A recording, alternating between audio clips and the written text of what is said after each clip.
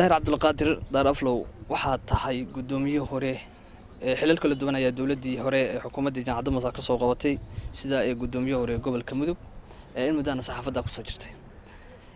sidee kula muuqata fikrad ahaan adigoo oo eegaya raafkii asbuucan ku soo gudubnay ka dhaca wadanka Kenya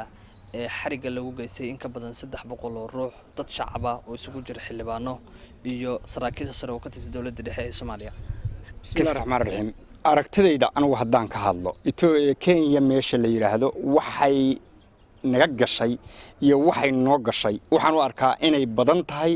waxa ay noo gashay ee aysan badnayn waxa ay naga gashay taa waxaan uga jeedaa garashadayda markaan ka hadlo weeye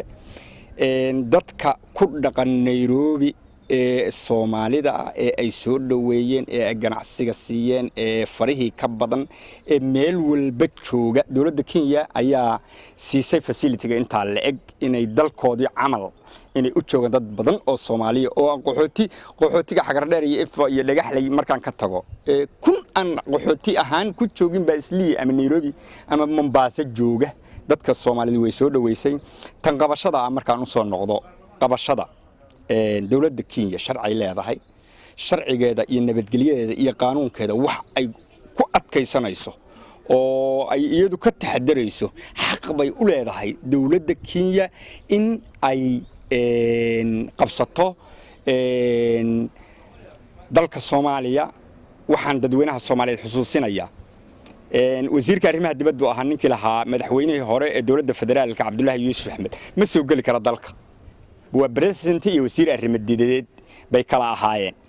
labada arrimood markaad fiiriso